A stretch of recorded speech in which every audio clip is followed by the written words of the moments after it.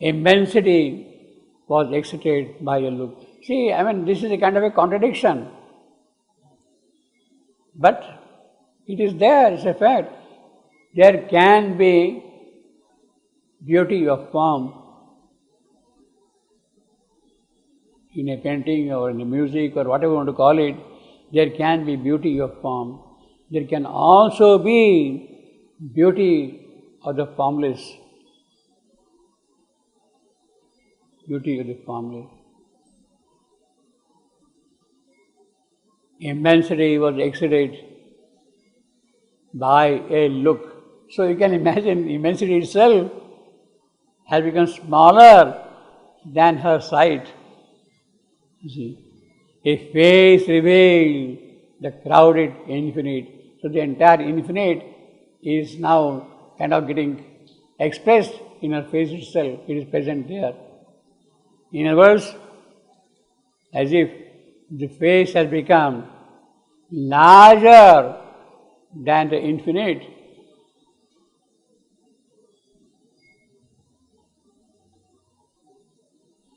Incarnating inexpressibly in her limb, the boundless joy the blind were forced to see.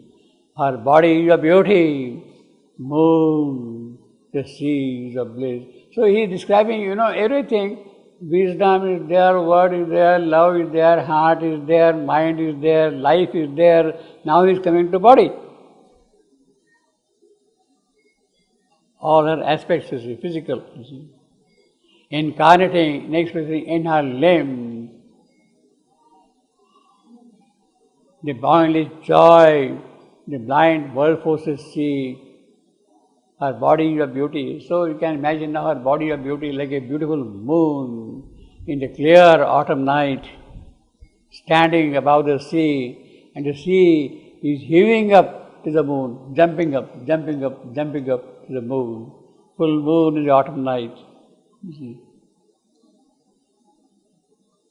Her body of beauty, moon, the seas of bliss. It's not one sea.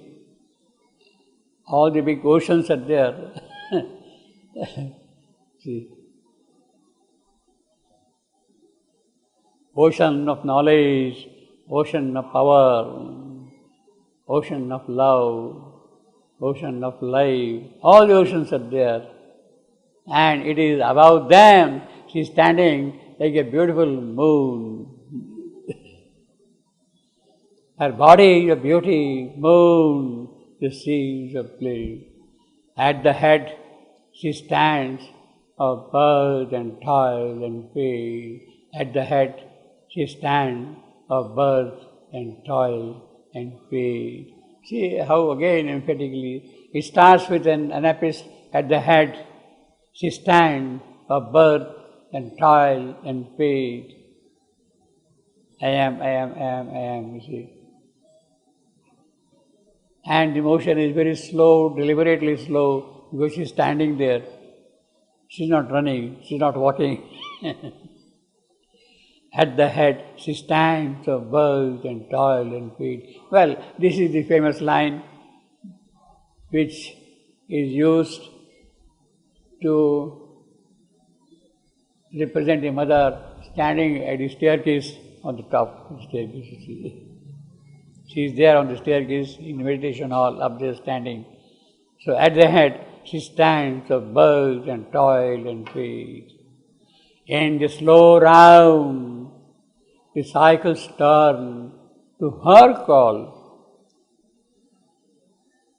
This whole movement, this whole time chakra is now turning at her call. They are slow round, in a slow round, the cycles turn to her call. Alone, her hands can change time dragon way. The fast-spewing lizard, big lizard, dragon, is standing on it is standing time. And that base can be changed only at her hand. In other words, change into what? Times dragon base. It becomes times base of eternity. Base of eternity. It will change into that. It is no more fire spewing. It will be sweetness movement all along. Alone, her hands can change times dragon base. There is absolutely no power in this entire creation who can challenge this dragon and remove her, change her. Absolutely. Except she. Except she.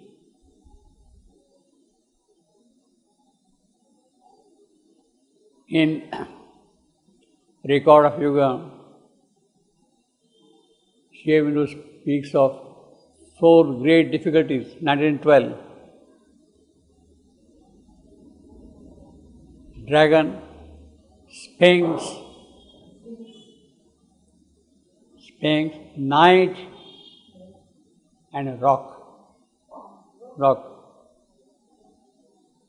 The power of inertia, which will not allow anything to move. The inconscient Shiva, fixed. Dragon of foundation. The Veda speaks of the dragon of foundations. Then of course, there is a Sphinx who will ask the question, riddle about this creation. If you fail to answer, she will eat you up. But if you answer correctly, then she will herself vanish. She will destroy herself completely, you see. Sphinx, of course, there are 2 Sphinx. Mother speaks of 2. The golden Sphinx and the lower Sphinx. The mysterious Sphinx, Satchidananda, is not telling you what to do, what not to do. In essence, it's a kind of Sphinx, you see. She speaks of double Sphinx, 2 Sphinx, golden Sphinx and the lower Sphinx, you see. Night, it will not allow any light to enter into the creation at all. It will it's a kind of a sponge which will absorb into itself even the slightest drop of light. That is the night. That is the night. It will not allow that thing to happen at all. In fact, this is what he says. First he says dragon, and then he speaks of night. He does not speak of rock here, but rock is understood. Now rock is important. In fact, all the 4 are important. The dragon, the Sphinx, the night, the rock. They are the 4 things which are coming entirely in the way of divine manifestation. Rock, the material, the physical resistance, physical inertia, physical immobility. That is the rock. It does not want to change at all. Now, that rock is a very desirable thing at one stage. At one stage, it is a very desirable thing. Because it is because of the rock that whatever has come into form cannot get dissolved by the void. Otherwise, the hungry void will swallow everything. Whatever is created here, whatever comes into being here, existence here, that is simply swallowed up by the void. But this rock will not allow it to get dissolved into the void. So that is a very wonderful thing. But now that rock itself is coming in the way of new things entering into the creation. It resists. No. In other words, rock is what you may call, in the language of Savitri's second line, the mind of night. Mind of night. the physical, not allowing the supramental light to enter into it. That is the mind of night, you see. Across the path of divine event, the huge, foreboding mind of night alone in her unlit temple of eternity, unlit night, unlit temple of eternity. Harsh is the mystery the night conceals. So even behind the night, there is she. There is a kind of a mystery. She as if has hidden herself for a certain purpose. And what is the mystery? The spirit's alchemist energy is the alchemist. Transmutation, change towards divine quality. It is she alone who can bring about. That is the alchemy she can work. It is not psychic alchemy. It is not even supermind's alchemy. It is the alchemy of the Divine Mother herself. She can bring about a change. She is the golden bridge, the wonderful fire. Well, what can you explain about that? And there cannot be any simpler sentence than that. She is the golden bridge. Golden bridge. Suvarna Setu. Setu is bridge. Setu. Suvarna Setu. Suvarna, gold, golden. She is the golden. Suvarna Setu. The wonderful fire. Adbhuta Agni. Wonderful, Adbhuta. Amazing. Agni, fire. She is the golden bridge. The wonderful fire. Bridge between this and that.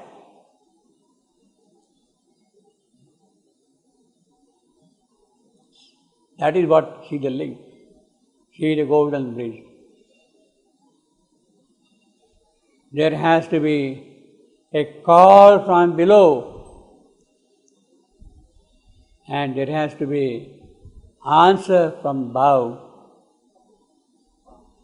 Between the call and the response, she is the Divine Mother. Between the call and the response, she is the one. The answer does not come without her. The call cannot get lifted up there without her. She is the golden bridge between the call and the answer. That is what I got in that book, no? The mother, the little mother, the mother. Last paragraph. The Divine Mother is the one who is between the call and response. That is the bridge. That is the bridge. And of course, the golden bridge. The luminous heart of the unknown is she. A power of silence in the depths of God. She is the force, the inevitable world, the magnet of our difficult ascent. Difficult, obviously. But because of her, that we are pulled up. Pulled up. The sun from which we kindle all our sun. One of the most powerful lines in Savitri. The sun from which we kindle all our sun. The sun from which we kindle all our sun. See, there is a slight dip. The sun from which we kindle, from which slight dip is there in the utterance. The sun from which we kindle all our sun. It gives you a kind of a counterpoise, lifting up the sun. Listen, I am, otherwise the sun from which we kindle all our sun. And the alliteration of L is very powerful here. The sound, the sun from which we kindle all our sun. Well, I have told you many times, the plural suns, all our suns.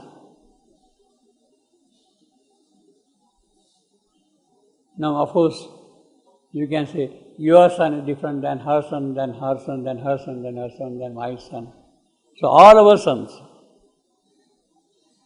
each individual's intrinsic divine quality, it is that which gets kindled. Your sun is different than my sun. Otherwise, there is no point in having the same sun uniformly throughout everywhere. It will become a flat world. There is no variation at all, monotonous, so to say. So each sun, each individual divine element, it is that which gets kindled, lighted, prajvala, because of her. The sun from which we kindle all our sun. So that is one way of looking at it. Our suns, now each one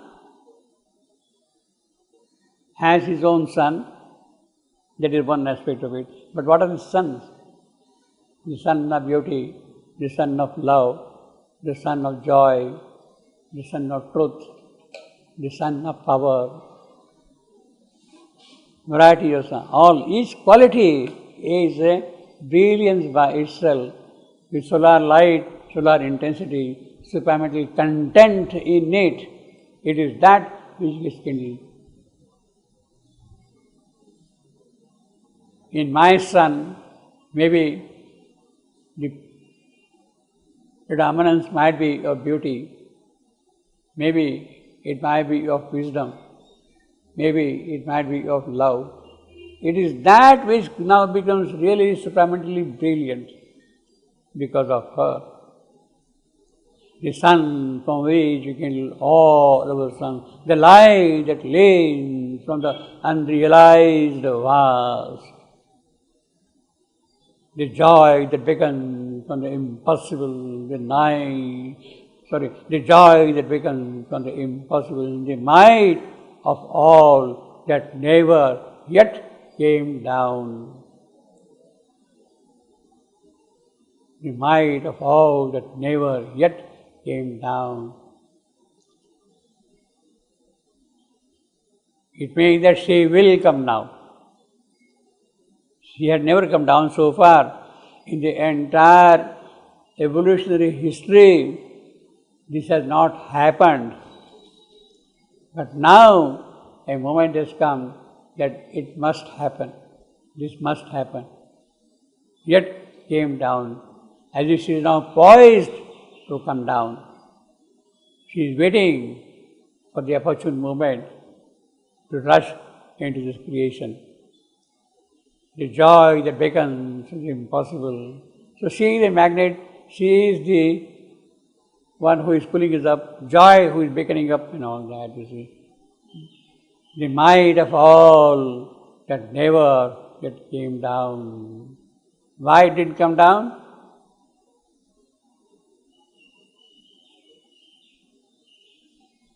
There is wisdom behind her not coming down. Had she come down earlier, we would have been simply crushed because of that might. The purpose would not have been served. The purpose would not have been served at all. The purpose is not to crush, to manifest. That is the purpose. Therefore, that she has not come down. It means that now a moment has arrived when things are kind of capable of bearing something of hers, that she can come down here. On a larger scale, on the evolutionary scale, why is it that the supermind does not immediately descend into matter? After all, supermind is all powerful, everything is there in it. Why it does not determine into matter directly? Had it been so, matter would have been crushed to pieces, bits, reduced to dust because of its intensity, because of its power, because of its strength. Therefore, in order to prepare matter for the higher descent of that kind, it is life who sacrifices herself and enters into matter. And life in matter prepares matter for the higher reception. Life prepares to some extent, then life in matter is ready first to receive mind. So mind in life in matter prepares both life, both matter and life for the higher power. So that is why there is a kind of wisdom, logic, why things had to go in that manner. Matter, life, mind, then you can think of supermind. Had it not been so, things would have been simply crushed, reduced to nothing. Smithering, the might of all that never yet came down. Yet means that, yes, it is now about to come down. She is about to come down. That is what yet means.